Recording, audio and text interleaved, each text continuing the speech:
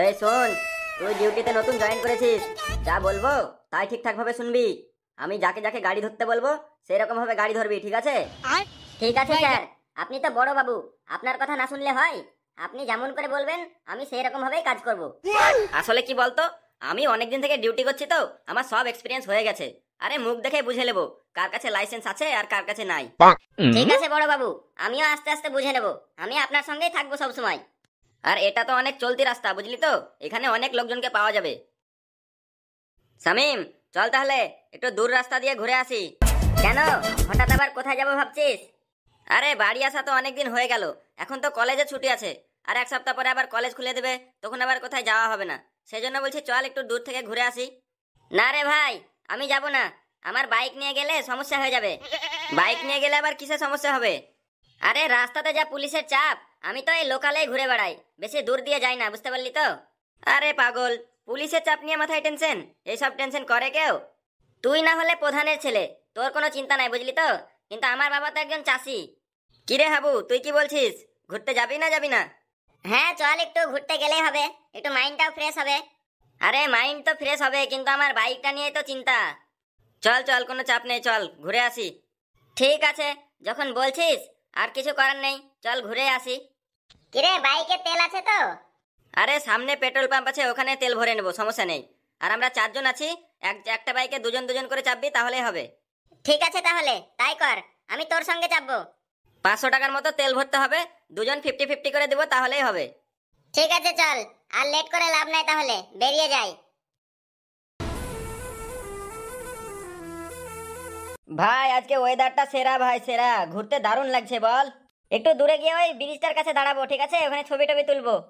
ঠিক আছে ঠিক আছে, আয় একটু আগে আয়, একটু আগে আয়। এই ধর ধর, এদের গাড়ি ধর, এরা সব ছাপড়ির দল আসছে, ধর এদের গাড়িটা। এই এই থাম, থাম বলছি, থাম তোরা থাম। আরে যা, এবার তো গাড়ি ধরে নিলে, এবার কি হবে? তাই তো রে ভাই, তুই যেটা ভয় করছিলি সেটাই হলো তাই দেখছি। এই জন্যই আসি না, বুঝলি তো ভাই, তাও জোর করে আশা করালো, দেখি এখন কি হয়। এই চল, গাড়ি থেকে নাম। তোদের ড্রাইভিং লাইসেন্স আছে? না স্যার, আমার কোনো ড্রাইভিং লাইসেন্স নাই। আরে ড্রাইভিং লাইসেন্স নাই, আবার গাড়ি চালাচ্ছিস মানে? তোর গাড়ির পেপারস আছে? না, আমার কাছে কোনো পেপারস নেই। হাবলদার, এই গাড়িটা ধরে লক করো তো, মুখের উপরে কথা বলছে। আরে স্যার, এত রেগে যাচ্ছেন কেন? রেগে যাচ্ছেন মানে? চল গাড়ি থেকে নাম, তোর গাড়িটা এখন সিজ করা হবে। স্যার, গাড়িটা ধরার আগে একবার কথা বলুন। কার সঙ্গে কথা বলবো? তুই গাড়ি নিয়ে এসেছিস, তোর সঙ্গে তো কথা বলছি। দাঁড়ান স্যার, আমি আমার পাপাকে একবার ফোন করি, আপনি একবার কথা বলে নিন, ঠিক আছে? Call ringing, call ringing, call ringing, call ringing, call ringing. Hello papa, কি করছেন? ব্যস্ত আছেন নাকি? হ্যাঁ, একটু ব্যস্ত আছি, অফিসে আছি, বল। পাপা, গাড়ি নিয়ে ঘুরতে এসেছিলাম, দিয়ে এখানে পুলিশে ধরেছে, একটু কথা বলুন তো। কি? আমার ছেলেকে পুলিশে ধরেছে? মানে? দে তো ফোনটা দেখি, অফিসারকে ফোনটা দে। এই, তুই কার সাথে কথা বলছিস রে? তোকে বললাম তোর কানে কথা যায় না। চল নাম গাড়ি থেকে, তোর গাড়িটা এখন থানায় নিয়ে যাওয়া হবে, তারপরে তুই থানা থেকে সেখান থেকে নিয়ে আসিস, কিভাবে পারবি তুই? আরে স্যার, এত রেগে যাচ্ছেন কেন? এই নেন, আমার বাবার সঙ্গে কথা বলুন, ফোনটা নেন। কই দেখি ফোনটা দে, দেখি তোর বাবা কে আছে।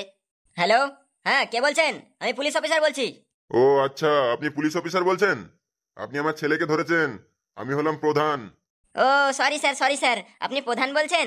ও আচ্ছা, এটা আপনারই ছেলে? আচ্ছা আচ্ছা, কোনো সমস্যা নেই, আমি ছেড়ে দিচ্ছি, এক্ষুনি ছেড়ে দিচ্ছি, কোনো অসুবিধা নেই। ঠিক আছে, এক্ষুনি ছেড়ে দেন, 1 সেকেন্ডে যাতে লেট না হয়, ঠিক আছে? ঠিক আছে স্যার, ঠিক আছে। আরে বাবু, এটা তোমার বাবা ছিল?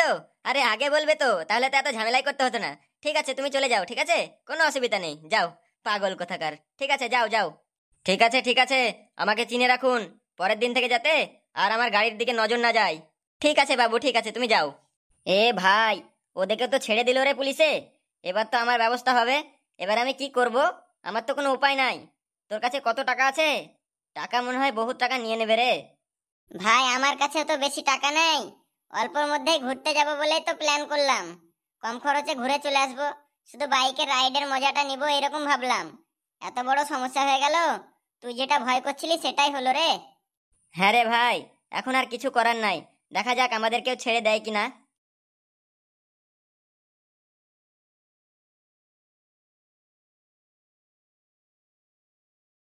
এই এই এই থাম থাম, তোরা আবার কোথায় যাচ্ছিস? থাম তোরা। হ্যাঁ স্যার বলেন, কি হয়েছে? থামলাম। তোর ড্রাইভিং লাইসেন্স আছে? হ্যাঁ স্যার, আমার ড্রাইভিং লাইসেন্স আছে। গাড়ির পেপারস আছে তোর? হ্যাঁ স্যার, গাড়ির পেপারসও আছে আমার। তোর ধোঁয়া চেক করেছিস? ডেট আছে তোর গাড়ির ধোঁয়া চেকের? না স্যার, আমার গাড়ির ধোঁয়া চেকটা পরশুদিন এক্সপায়ার হয়েছে। আমি আবার করে নেব স্যার 2-1 দিনের মধ্যে। আরে তোর গাড়ির ধোঁয়া চেক নাই মানে ওটা ছাড়া গাড়ি চালানো যায় নাকি? স্যার 2-1 দিনের মধ্যে করে নেব, আমাদেরকে ছেড়ে দেন স্যার। তোদেরকে ছেড়ে দেবো মানে? এই হাবলদার, চলো ওদের গাড়িটা থানায় নিয়ে চলো তো। স্যার আগের একজনকে তো আপনি ছেড়ে দিলেন, ওটা তো আমার বন্ধু হয় স্যার। বন্ধু ফন্ধু কিছু বুঝি না, চল গাড়ি থেকে নাম। স্যার ওই বন্ধুটা তো লাইসেন্স গাড়ির পেপারস কিছুই ছিল না, তাও তো আপনি ওদেরকে ছেড়ে দিলেন, তা আমাদেরকে কেন ধরছেন স্যার? আরে মুখের উপরে কথা বলতে শিখে নিয়েছিস? দিব কানপাট্টিতে একটা চড়। সরি স্যার, ভুল হয়ে গেছে। তোর ধোয়া চেকের জন্য 5,000 টাকা ফাইন করছি, ঠিক আছে? না স্যার, অত টাকা ফাইন করিয়েন না, আমরা অনেক গরিব লোক স্যার, আমার বাবা ফার্মার। ও সব কিছু বুঝি না, কত টাকা এনেছিস? স্যার আমরা 1,000 টাকা নিয়ে ঘুরতে বেরিয়েছি। ও 1,000 টাকা নিয়ে ঘুরতে বেরিয়েছিস?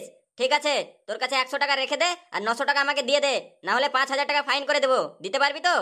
শামিম ভাই, কি আর করবি, 900 টাকায় দিয়ে দে রে, আর কিছু করার নাই, নাহলে আবার 5,000 টাকা ফাইন মেরে দিলে ওটা আবার দিতেই হবে।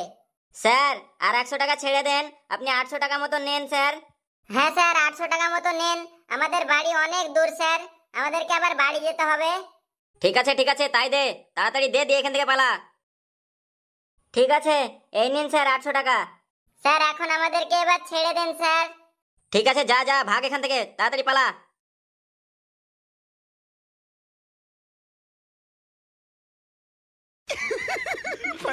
দেখলি তো কিভাবে ধান্দা করতে হয়? এইভাবে ধান্দা করতে হয়, বুঝলি তো? আর প্রধানের ছেলে টেলে দেখলে তাদেরকে ছেড়ে দিস, না হলে আরো ঝামেলা বেড়ে যাবে তখন। হ্যাঁ আজকে ভালোই ধান্দা হলো, আধ ঘন্টা দাঁড়িয়ে থেকে 800 টাকা ইনকাম। আমার সাথে থাকবি, এইরকম ভাবে ইনকাম হবে, বুঝলি তো? আর একটু সাবধানে কাজ করতে হবে। প্রধান প্রধান ছেলেকে দেখলে ছেড়ে দিতে হবে তাদেরকে, তাদের সাথে তর্ক করে লাভ নাই। এখনই তাদের বাবা টাবা চলে এলে আমাদের কেস খাওয়া যাবে, বুঝলি তো?